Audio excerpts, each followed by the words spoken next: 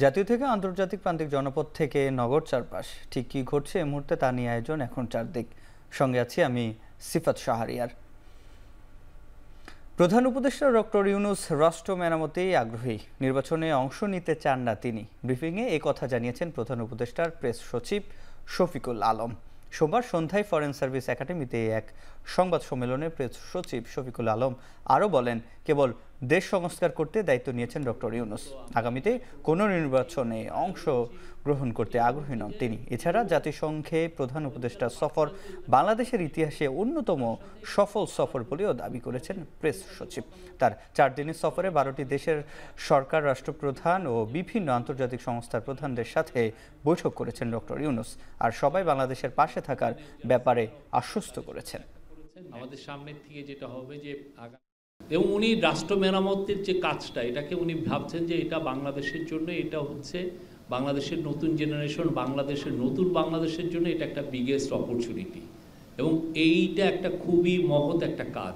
এই মহৎ একটা কাজকে উনি একটা সঠিক জায়গায় নিয়ে যেতে চান। এই কমিশনের রিপোর্ট নিয়ে পলিটিক্যাল কনসালটেশন, এবং এই কনসালটেশনের পরে বাংলাদেশের জনগণ, বাংলাদেশের সোসাইটি, বাংলাদেশের সমস্ত স্টেক হোল্ডার যখন ডিসাইড করবেন যে না আমরা এই বিষয়ে ঐক্যমত্যে পৌঁছেছি, তখন আপনি ইলেকশনে একটা ইয়া হবে। এটা কবে হবে? এটা কি 16 মাস পরে হবে, নাকি 12 মাস পরে হবে, না 8 মাস পরে?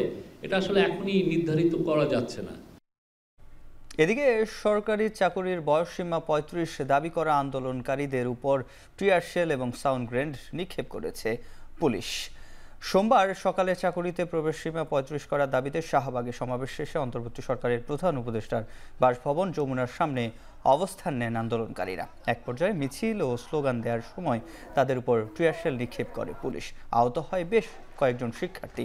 শান্তিপূর্ণ অবস্থানে পুলিশের এই হামলায় আন্দোলন আরও তীব্র হয় এবং এই ঘটনায় তীব্র নিন্দা জানিয়েছেন আন্দোলনকারীরা এবং দাবি না মানা পর্যন্ত আন্দোলন চালিয়ে যাওয়ার ঘোষণা দিয়েছে চাকরি প্রত্যাশীরা।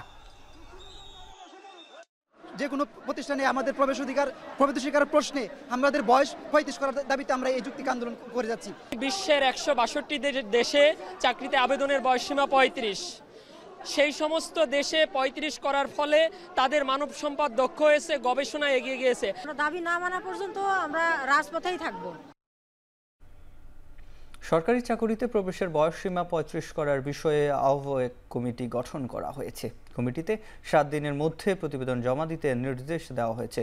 সোমবার বিকেলে সচিবালয়ে এক ব্রিফিংয়ে এ তথ্য জানিয়েছেন জনপ্রশাসন মন্ত্রণালয়ের সিনিয়র সচিব মোখলেসুর রহমান।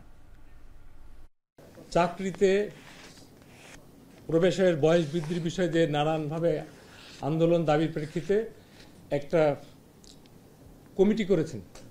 এই কমিটির আহ্বায়ক হল জনাব আব্দুল মুহিত চৌধুরী, যিনি বিগত সরকারের অনেক দিন আগে উপদেষ্টা ছিলেন, সরকারের সিনিয়র সচিব ছিলেন, অনেকে আপনারা সবাই চেনেন। এই কমিটির মেম্বার সেক্রেটারি হল x officio senior secretary, ministry of public administration. এবং এই কমিটির আহ্বায়ককে ক্ষমতা দেওয়া হয়েছে এবং এখতিয়ার দেওয়া হয়েছে যে কজন সদস্য দরকার উনি নেবেন। কর্মপরিধি ভেরি সিম্পল, এবং উইদিন 7 ওয়ার্কিং ডেজ এই কমিটি সরকারকে পরামর্শ দেবে। সাভারের আশুলিয়ায় বিক্ষুব্ধ শ্রমিকদের সঙ্গে আইন শৃঙ্খলা বাহিনীর সংঘর্ষে এক পোশাক শ্রমিক নিহত হয়েছেন। এই ঘটনায় আরও 4 শ্রমিক গুলিবিদ্ধ সহ আহত হয়েছেন অন্তত 30 জন। ভাঙচুর করা হয় আইন শৃঙ্খলা বাহিনীর অন্তত 5টি গাড়ি। সোমবার বেলা 12টার দিকে টঙ্গী আশুলিয়া ইপিজেড সড়কের জিরোবোতে এই ঘটনা ঘটে। পুলিশ জানায় বেশ কিছু দাবি পূরণের বিষয়ে মণ্ডল গ্রুপের একটি কারখানা শ্রমিকদের সঙ্গে মালিকপক্ষ ও আইন শৃঙ্খলা বাহিনীর সভার আয়োজন করা হয়। তবে বিষয়টি সমাধান না হওয়ায় কারখানার সামনে অবস্থান নেয় বিক্ষুব্ধ শ্রমিকরা। এ সময় আশপাশের অন্যান্য কারখানা থেকেও শ্রমিকরা যোগ দেয়। পরিস্থিতি উত্তপ্ত হয়ে উঠলে আইন শৃঙ্খলা বাহিনী ও শ্রমিকদের মধ্যে ধাওয়া পাল্টা ধাওয়ার ঘটনা ঘটে। এক পর্যায়ে পরিস্থিতি নিয়ন্ত্রণে আনার চেষ্টা করে পুলিশ ও র্যাব। এ সময় গুলিতে এক শ্রমিক নিহত হন। গুলিবিদ্ধ আরও 4 জনকে উদ্ধার করে স্থানীয় পিএমকে হাসপাতালে ভর্তি করা হয়। এই ঘটনায় আহত হন অন্তত 30 জন শ্রমিক। এই ঘটনায় এলাকায় থমথমে অবস্থা বিরাজ করছে। শিল্প কারখানার নিরাপত্তা নিয়ে অসন্তুষ্ট পোশাক খাতের উদ্যোক্তারা। তাদের অভিযোগ, নিখোঁজের গুজব রটিয়ে আগুন ও ভাঙচুর করা হচ্ছে, সময় মতো আইনশৃঙ্খলা বাহিনীর সহযোগিতা মিলছে না। সোমবার বিজিএমইএর ভবনে এক সংবাদ সম্মেলনে এই কথা জানানো হয়। কারখানা মালিকরা বলেন, নিরাপত্তার দাবি জানায়, তা না হলে শ্রমিক অসন্তোষের কারণে কারখানাগুলো ক্ষতিগ্রস্ত হবে। শ্রমিকদের 18 দফা দাবি বাস্তবায়নের পরও পোশাক খাতে অসন্তোষের বিরাজ করছে, কারণ আইন শৃঙ্খলা পরিস্থিতির অবনতির সুযোগ নিয়ে কিছু মহল গুজব ছড়াচ্ছে বলে মন্তব্য উদ্যোক্তাদের। সংবাদ সম্মেলনে শ্রমিকদের মতো মালিকরাও নিরাপদ কর্মপরিবেশের দাবি তুলেছেন। তদন্ত করে নৈরাজ্য সৃষ্টিকারীদের শাস্তির আওতায় আনার দাবি জানান বিজিএমইএর সদস্যরা। 12 বছর পর সাংবাদিক দম্পতি সাগররনী হত্যা মামলার তদন্ত কাজ নতুন মোড় নিল। দায়িত্ব থেকে র্যাবকে সরিয়ে দিয়ে স্বরাষ্ট্র মন্ত্রণালয়ের উচ্চ ক্ষমতা সম্পন্ন টাস্ক ফোর্স গঠনের নির্দেশ দিয়েছেন হাইকোর্ট। সকালে বিচারপতি ফারাহ মাহবুবের নেতৃত্বাধীন হাইকোর্ট বেঞ্চে এই আবেদন করা হয়। শুনানি শেষে বিচারক আদেশে বলেন, স্বরাষ্ট্র মন্ত্রণালয়ের কমিটিকে 6 মাসের মধ্যে প্রতিবেদন দিতে হবে। এর আগে রোববার সাগররনী হত্যা মামলার প্রথমবারের মতো আইনজীবী শিশির মনিরকে নিয়োগ করেন মামলার বাদী ও রুনির ভাই নওশের আলী রোমান। আলোচিত এই হত্যাকাণ্ডে প্রায় 12 বছরে 113 বার সময় নিয়েও আদালতে প্রতিবেদন দাখিল করতে পারেনি র্যাব।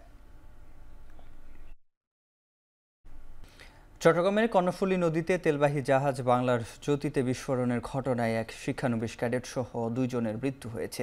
এই ঘটনায় এখনও নিখোঁজ আছেন আরও একজন। জাহাজের সেকেন্ড অফিসার মহিউদ্দিন জানান, বেলা 11টার দিকে ওয়ার্কশপের ইনচার্জ সৌরভ সহ বেশ কয়েকজন জাহাজের রক্ষণাবেক্ষণের জন্য চাবি নিয়ে যান। এই সময় জাহাজের সামনের অংশে স্টোরের চাবি দিয়ে খোলার সঙ্গে সঙ্গেই ঘটে বিস্ফোরণের ঘটনা। পরে ফায়ার সার্ভিস ও বন্দরের টাগবোট থেকে পানি ছিটিয়ে আগুন নিয়ন্ত্রণে আনা হয়। আশপাশে থাকা জাহাজগুলো নিরাপদে সরিয়ে নেওয়ার ব্যবস্থা করা হয়। তবে এখনও আগুন লাগার কারণ ও ক্ষয়ক্ষতির পরিমাণ নিশ্চিত নয় বলে জানিয়েছেন কর্তৃপক্ষ। দুর্ঘটনা খতিয়ে দেখতে গঠন করা হয়েছে 2টি তদন্ত কমিটি। নিহতের সর্বোচ্চ ক্ষতিপূরণ দেয়া হবে বলে জানান তিনি। জাহাজটিতে নাবিকসহ প্রায় 43 জন ছিলেন বলে জানা গেছে, যাদের মধ্যে 2 জন নিখোঁজ রয়েছেন। বাংলার জ্যোতি জাহাজটির 1987 সালে ডেনমার্ক থেকে কেনা হয়। 131 মিটার দৈর্ঘ্যের জাহাজটি তেল খালাসে কাজ করে আসছিল। গত 15 বছরে বিসিসিআই এর কার্যক্রম শিল্প ও ব্যবসা বাণিজ্যের স্বার্থে পরিচালিত হয়নি, বরং সরকারের তোষামোদী ও ব্যক্তিগত স্বার্থ হাসিল সহ রাজনৈতিক এজেন্ডা বাস্তবায়নে সংগঠনটির নেতৃত্বে তৎপর ছিল বলে সংবাদ সম্মেলনে জানিয়েছেন ব্যবসায়ীদের সংগঠন বৈষম্য বিরোধী সংস্কার পরিষদ।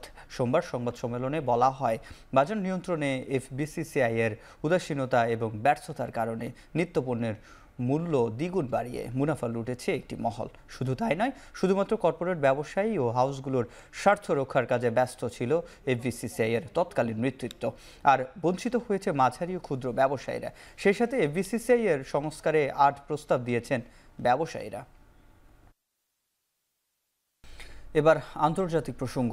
যুক্তরাষ্ট্রের জর্জিয়া অঙ্গরাজ্যে একটি রাসায়নিক প্লান্টে আগুনের ঘটনায় সরিয়ে নেওয়া হয়েছে 17,000-এর বেশি বাসিন্দাকে। বিষাক্ত ধোঁয়ায় ছেয়ে গেছে পুরো এলাকা, বন্ধ হয়ে গেছে একটি মহাসড়ক। স্থানীয় সময় রোববার ভোর 5টার দিকে জর্জিয়ার দক্ষিণ পূর্ব অবস্থিত কর্নিয়ার্স বায়োল্যাব প্লান্টে আগুনের সূত্রপাত হয়। প্রাথমিকভাবে আগুন নিয়ন্ত্রণে আনা হয়েছিল, তবে দুপুরের দিকে রাসায়নিক পদার্থের বিক্রিয়ায় আবারও জ্বলে ওঠে আগুন। বিষাক্ত ধোঁয়ার জন্য বাসিন্দাদের নিরাপদ আশ্রয়ে চলে যাওয়ার নির্দেশ দিয়েছেন স্থানীয় প্রশাসন।